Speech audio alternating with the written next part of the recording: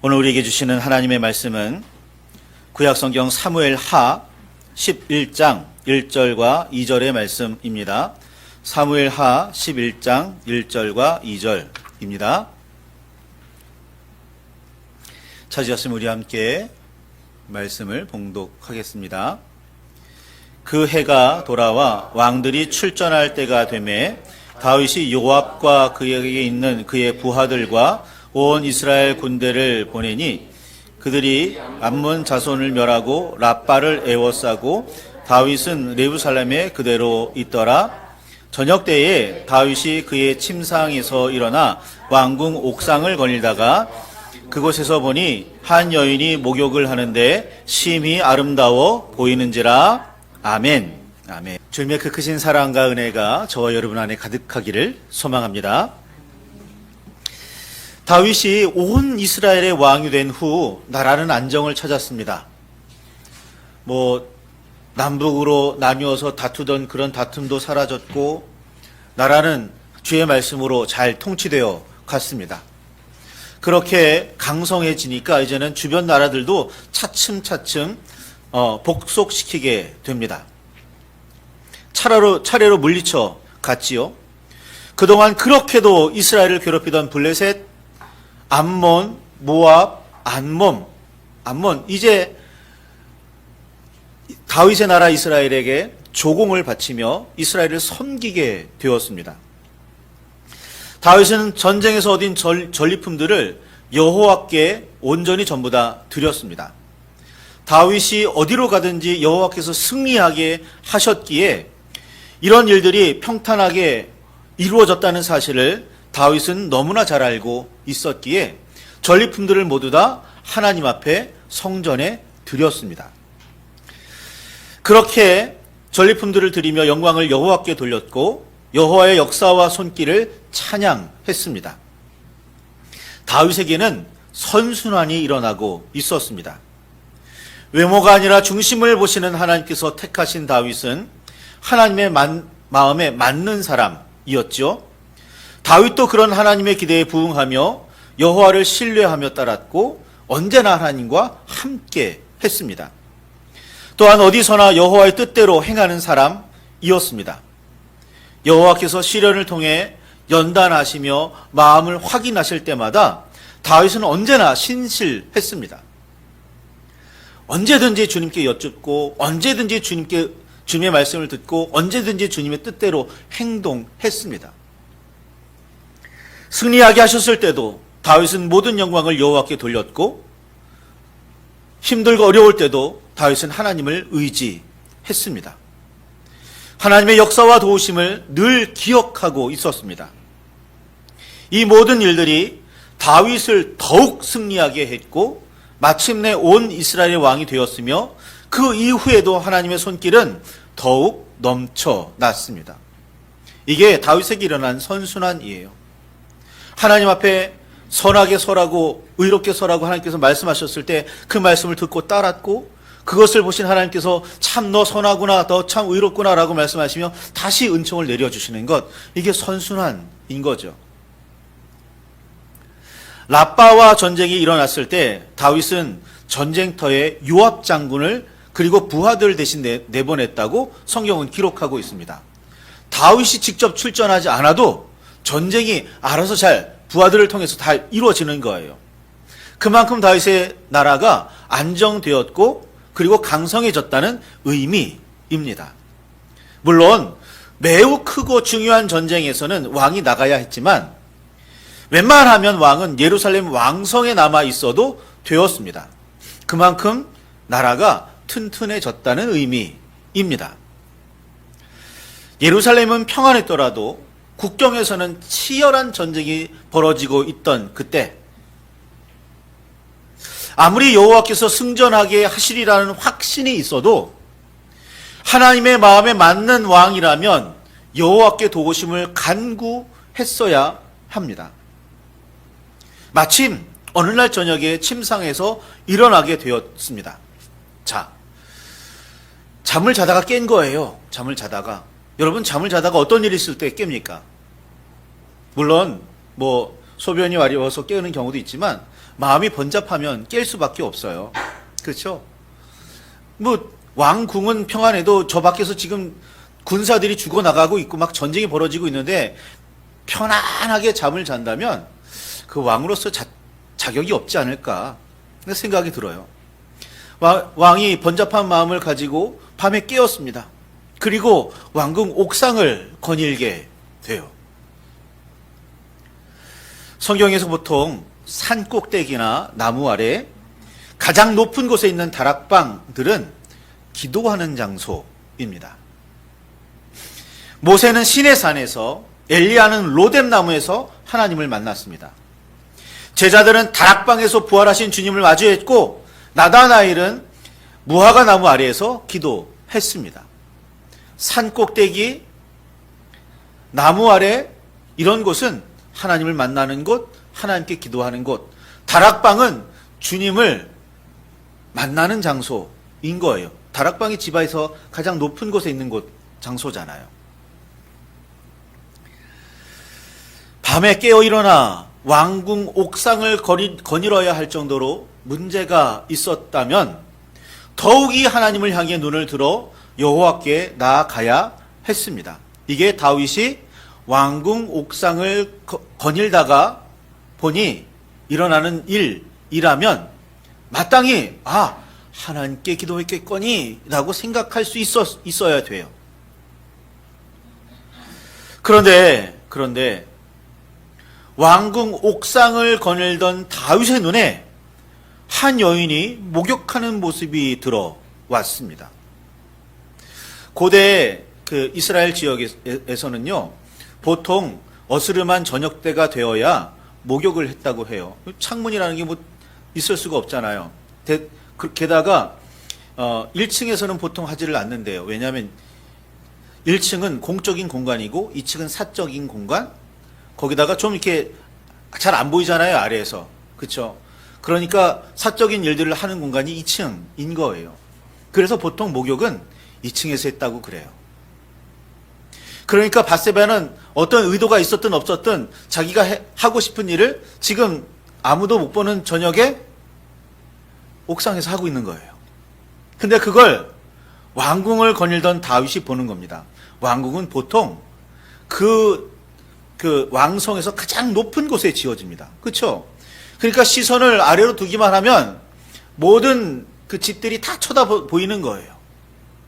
그러다가 밧세바를 보게 됩니다. 다윗의 시선이 하늘을 향하고 있지 않고 땅을 향하고 있기에 볼 수 있었던 장면이에요. 여호와 하나님을 바라지 않고 자신이 다스리는 왕국을 내려다보고 있었기 때문에 발견할 수 있는 장면이었습니다. 그리고 엄청난 시험이 찾아왔습니다. 하나님의 마음에 맞는 사람이라도 시선을 엉뚱한 곳에 두면 문제가 발생합니다. 다윗은 한눈에 우리아의 아내 밧세바에게 혹하고 말았습니다.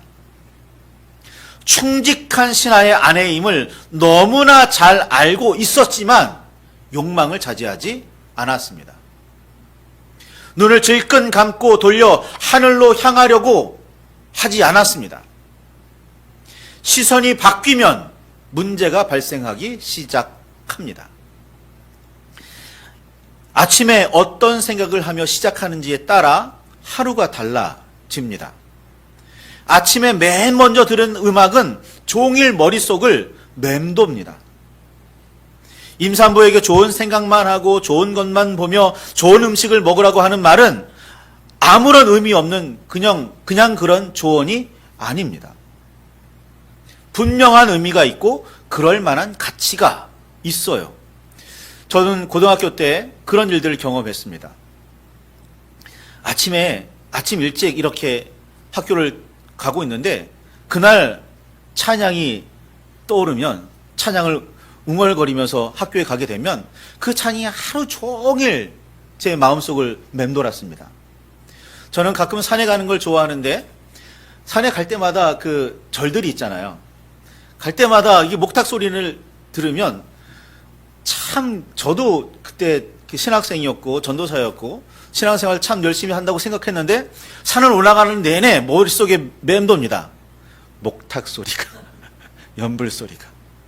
내가 어떤 생각을 하느냐, 무엇을 듣느냐, 무엇을 보느냐에 따라 우리는 그 이후에 무슨 생각을 하는지가 결정이 돼요. 굉장히 중요한 겁니다. 그래서 내 시선이 어디로 가고 있는지, 내 귀가 어디를 향하고 있는지, 무엇이 내 마음을 자리 잡고 있는지 이거 굉장히 중요한 겁니다.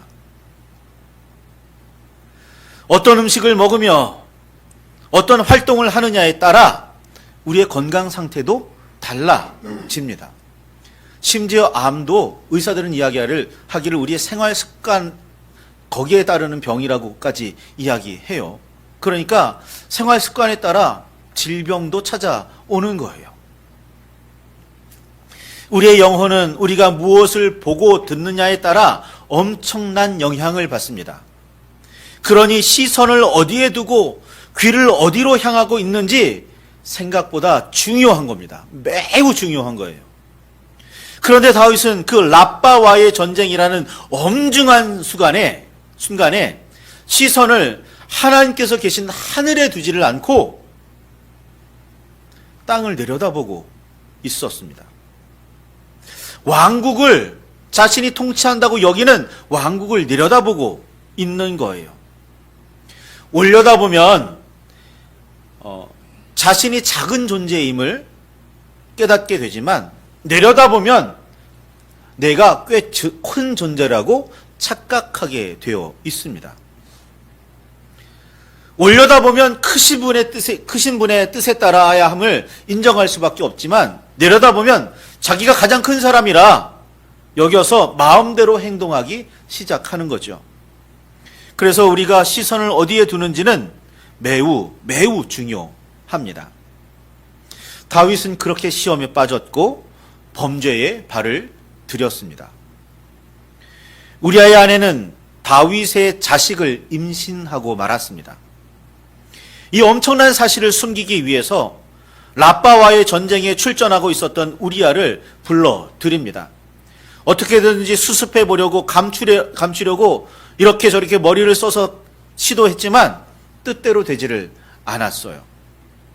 그러자 이번에는 요압에게 명령을 하나 보냅니다. 우리아를 가장 치열한 전투에 앞장서게 해라. 그러면 적군이 우리아를 죽일지도 모른다는 생각을 한 거죠. 그렇게 모든 사건을 덮어버리려고 했던 거예요. 누구보다도 우직하고 충실하며 능력 있는 장수 우리아를 다윗은 그렇게 죽여버렸습니다. 그렇게 처리하면 사람들의 눈도 가릴 수 있고 하나님도 모르시리라? 하나님 앞에 이 일을 감출 수 있으리라 생각했을까요? 여호와께서 나단 선지자를 다윗에게 보내셨습니다. 다윗이 숨기고자 했던 일들을 하나님께서 모두 명백하게 알고 계심이 드러났습니다. 하나님께서는 다윗에게 나단 선지자를 통해서 이렇게 말합니다. 사무엘하 12장 9절에 어찌하여 네가 여호와의 말씀을 업신여기고 나 보기에 악을 행하였느냐 라고 말이죠. 하나님의 사람이 하나님의 사람답지 못하게 거룩하지 못하다면 이는 여호와를 업신여기는 일입니다. 하나님의 사람 다윗이 하나님의 뜻을 받들어 하나님께서 기뻐하시는 일을 행하지 않는 것만으로도 직무유기나 이런저런 일을 들어서 문제 삼을 만한데 아예 범죄를 저지르고 만 거예요.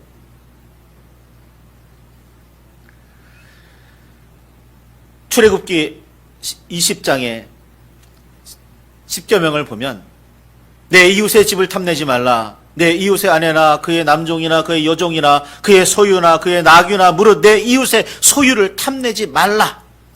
간음하지 말라. 살인하지 말라. 등등의 여러 가지 계명 모두 다 범한 일이었습니다.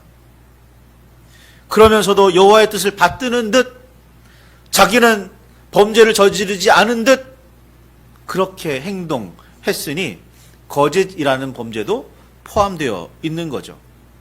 문제가 이만저만이 아니었던 겁니다.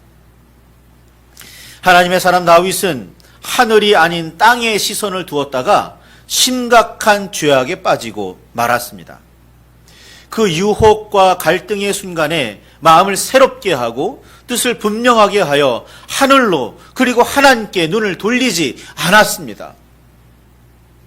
유혹한 사람도 문제겠지만 유혹에 넘어간 사람에게도 분명히 책임은 있습니다.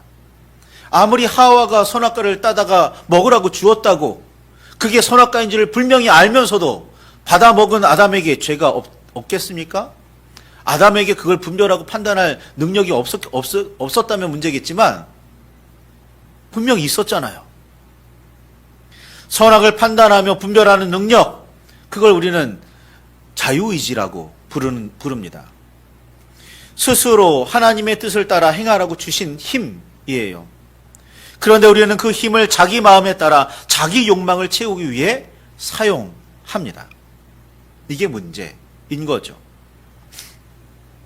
나단 선지자를 통해서 하나님께 책망을 들은 다윗은 즉시 자신의 잘못을 인정하고 용서를 구했습니다.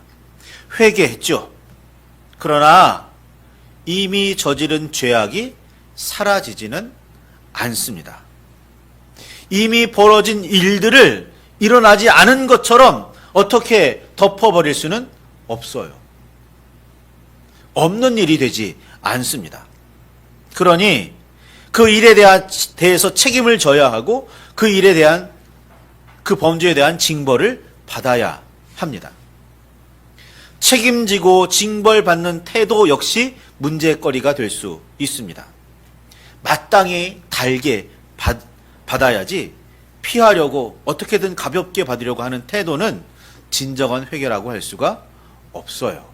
물론 우리 예수님께서는 이렇게 진정하게 회개하는 사람들을 용서하시고, 그렇죠? 그 회개를 받아주시지만, 우리 회개할 때는, 하나님 회개해 주시겠지. 이 정도는 하나님께서 용서해 주실 거야. 라는 마음 가지고 회개하는 건 진정한 회개가 아니에요. 통회하고 자복할 때 눈물 흘리며 기도하는 것, 통회하는 것, 회개하는 것 중요하게 여기는 이유가 그겁니다. 자신의 죄의 무게가 얼마나 큰지, 이 죄가 얼마나 심각한 건지 스스로 아는 사람들은 눈물을 흘릴 수밖에 없거든요. 그런 이들, 진정으로 회개하는 이들을 하나님께서는 용서하시는 거예요. 그들이 용서받을 의미가 있는 거죠. 다윗이 그렇게 울면서 회개하며 용서를 구했어도, 그렇죠, 다윗이 벌여놓은 일은 다윗이 수습할 수가 없는 지경에까지 이루고 말았습니다. 라빠와의 전쟁을 통해 우리아의 아내 밧세바와의 스캔들과 다윗의 범죄가 이어졌습니다. 다윗에게 하나님께서 징벌을 내리셨으나 전쟁에서는 승리했습니다. 그런데 이때에도 의미심장한 사건이 벌어집니다. 다윗은 라빠를 점령하고 나서 거기에서 수많은 전리품들을 얻어옵니다. 그리고 그 전리품들을 대부분 하나님의 전에 바치기는 했습니다. 하나님께 드리기는 했어요. 그런데 라빠에서 얻은 전리품 중에 라빠 왕이 쓰던 왕관을 가져다가 자기 머리에 씁니다. 왕이 왕관을 쓰는 건 뭐 당연하다고 여기질지는 모르겠지만 이전의 다윗이라면 그렇게 얻은 전리품들을 전부 다 하나님의 전에 드렸었어요. 그런데 이 라빠와의 전쟁이 끝나고 나서는 라빠 왕이 쓰던 그 왕관을 빼앗아서 자기 머리에 썼다는 건 이전과 뭔가 다른 부분이 다르기 시작했다는 사실이에요. 금 한 달란트나 되는 왕관에 보석까지 박혀 있었습니다. 왕관은 단순히 귀중한 보석이기에 가치가 있는 게 아닙니다. 왕관은 왕의 권위, 위엄, 영광, 힘 등을 상징하는 거죠. 그렇기에 귀중합니다. 그 의미심장하고 중요한 전리품을 권위를 상징하고 위엄을 상징하고 영광을 상징하고 힘을 상징하는 그 왕관을 자기 머리에 썼다는 건 분명 다윗의 심경의 변화가 일어나고 있었다는 증거이죠. 아니, 이전에 블레셋도 점령하고 암몬도 점령하고, 그렇죠? 그랬는데 라빠의 왕관을 굳이 쓰는 이유가 무엇이었을까요? 왜 그건 굳이 하나님 앞에 드리지 않았을까요? 다윗은 여호와 앞에 행한 범죄 때문에 백성에게 내세울 권위를 어느 정도 잃어버린 상태였습니다. 생각해 보세요. 나단 선지자 알고 있죠? 나단 선지자가 그걸 왕궁에서 왕에게 이야기했잖아요. 왕 주변에 있던 신하들도 들었을 거 아니에요. 왕의 권위가 어느 정도 실추되어 있는 상태예요.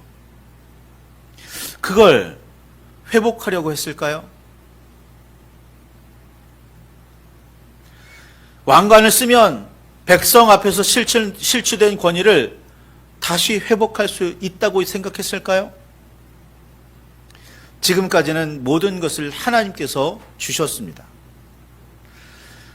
죄악에 대한 징벌을 받기는 했으나 하나님께서 다윗을 버리지는 않으셨어요. 그러니 여호와께 의지하며 차츰 권위를 회복해 나갈 수도 있었습니다. 그렇죠?